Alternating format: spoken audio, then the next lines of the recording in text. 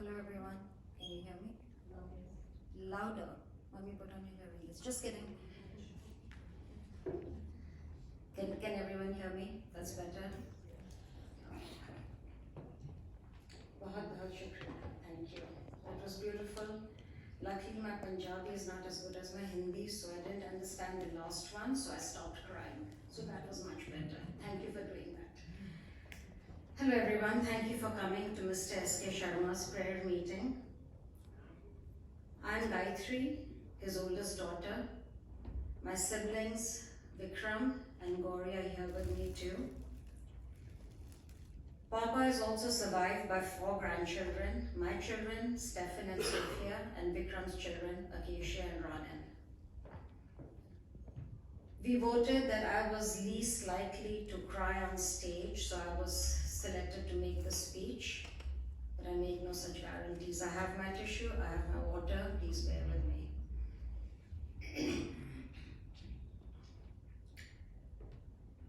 This is a sad occasion, of course, but it's also a joyous one, as we recall our best memories of my dad.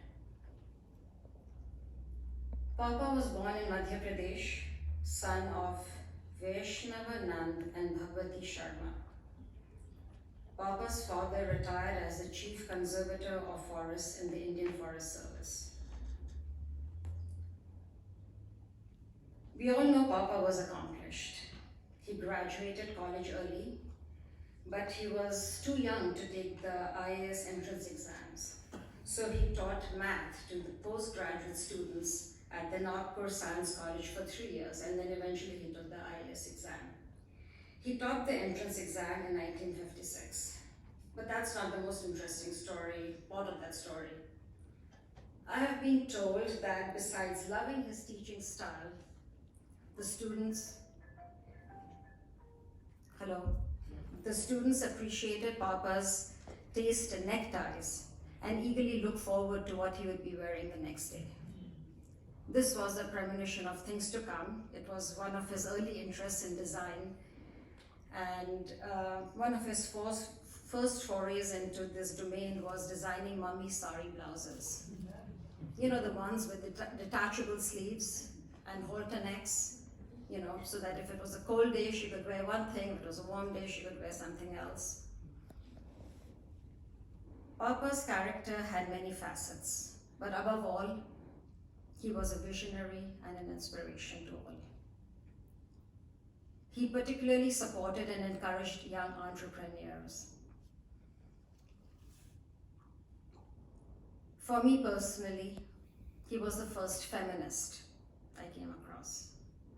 Yes, my dad, he was my first feminist that I came across. When I was in 8th grade, I expressed the desire to have access to the library so I could get books. I imagined that he would make a driver in a car available to me and I would go back and forth. But Papa said, sure, you want access to the library? No problem, we'll get you a bicycle. Remember, we were living in Bhopal at the time, a very hilly town. So I thought, okay, bike is not so bad either. So we went to get the bike and I was expecting a nice, dainty lady's bike. But no, I got the same bike as my brother, a boy's bike. Papa saw no difference between boys and girls. He thought no reason for me to have a lady's bike. Mine was just in a different color and it was smaller. Then I wanted black patent leather shoes to go with the bike, but again, nothing doing. I got sturdy boy shoes. But as it turns out, the sturdy boy shoes and the bike were my freedom, were my ticket to freedom. I could pretty much explore whatever part of Bhopal I wanted to. Despite being a hilly town, I explored all parts of town, going uphill to the library, going through the market, going down the other side, getting to the library, going back uphill to the market, going back home. I just loved the freedom and independence. Papa was one of the most popular dads in the neighborhood. He would round up all the kids and take us on early morning bike rides, early morning bicycle rides, motorcycle rides, early morning walks, early morning jogs. He even took a group of us teenagers to an ashram, which involved yoga and meditation sessions at 4 a.m. One of those teenagers is here right now. And then she tells me she was required to go to the Shauchalaya, and that was her first exposure to that word. Somehow all his activities involved getting up early in the morning. And I probably should not even mention his mud wrestling phase. We do have pictures though.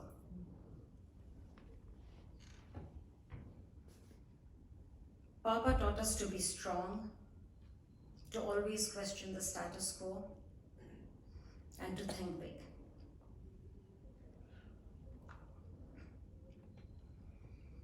Even as children, we were subject to lectures on habitable spaces, ecological sustainability, and conservation. Papa was an avid explorer. We will forever cherish memories of long car rides, discovering remote, far-flung places. Okay, maybe they were all in Madhya Pradesh, but as a child they were far-flung. All the while trying to solve one of Papa's latest mind-bending, challenging riddles.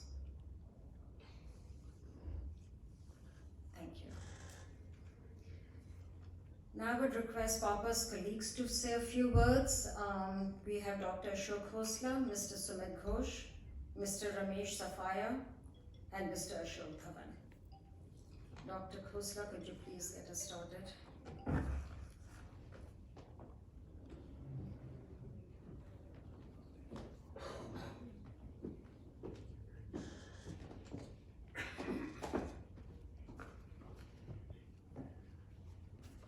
Thank you, Gayatri. Thank you, Rani, for inviting me to say a few words. I can't recall almost anyone in my professional life and my personal life who I admired as much as I admired Santosh. Over a period of about 40 years, before he started to fade away slightly, we worked together in many, many different places. I first met him when he was general manager of the DTC, the Delhi Transport Corporation, which he had just taken over and found in a total shambles and was about to rejuvenate it and transform it into one of the better transport systems in our country. And I happened to meet him, and we became a team. I was in the Ministry of Science and Technology. I was the head of the Office of Environment, but I had plenty of freedom as a government official to do things around different parts of the country. And I came with an idea which Santosh immediately adopted, which was to transform the way the buses run in our city in such a manner that in literally 6 months or so, without adding a bus, we were carrying twice as many passengers. It was amazing how quickly and how fast Santosh worked. His way of going through life was to say yes and never to find an answering no to anything. If there was a good idea, Santosh would back it and take it all the way through.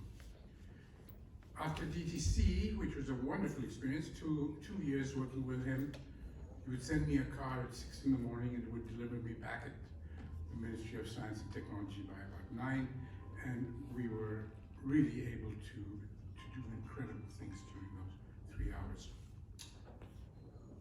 He went back to Madhya Pradesh and became Secretary of Environment, And from there, he set up, as he did almost everywhere, a new institution.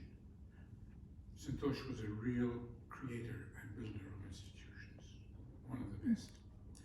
There he set up the first environment planning and coordination office in any state in India, EDCO.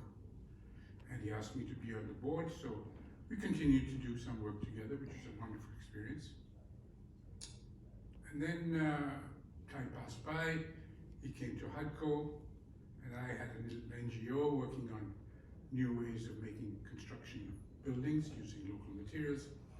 And of course, it was natural for Santosh and me and my organization to become close collaborators.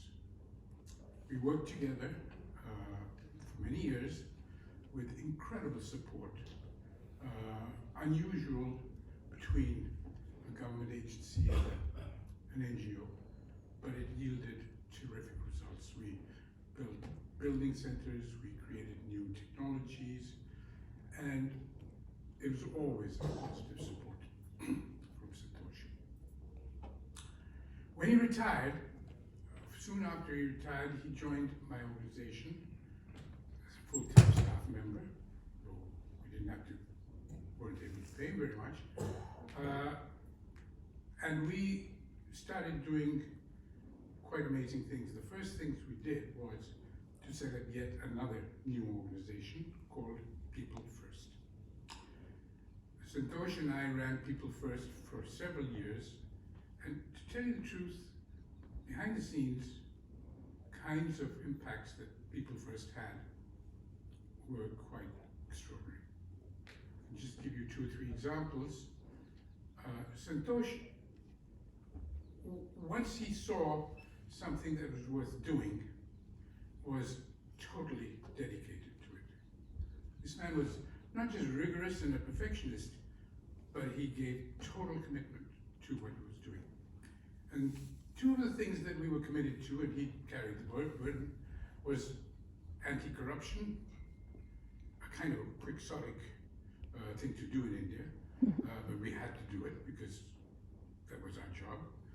And the idea of having a constitution, a national constitution, that was more appropriate to the psyche of our country, to the genius of our people, to the resources of our nation. He called it a new constitution for India, as Gandhiji would have written it, but he did, after a lot of research of what Gandhiji would have done and did do, he actually compiled a completely new constitution for India. It's on the website, People First, if you ever want to see it. It was extraordinary, not just because it really captured a totally different political science, political ideology and theory about governance, and one that is, I think, far more suited to our country than anything else that we've seen. But we also tried to sell it. We talked to MPs, we talked to speakers of the parliament, we talked with virtually everybody, the Chief Justice, the Supreme Court Justice. And as it happens, the 73rd and 74th amendments to the Constitution were pretty well exactly what we had been writing and talking about for several years. Now, I can't say that Santosh or I can claim having caused those 2 amendments, but we certainly prepared a lot of ground for it. So, all I can say is that working with Santosh was not just a professional and a personal, huge, how would you say, privilege. It was also something that expanded one's mind. Santosh was truly extraordinary. Certainly the most amazing person I ever worked with. As a human being, he was honest, totally, to the core. He was generous, and fundamentally, he was a decent human being. And I can't tell you how much I'm going to miss him.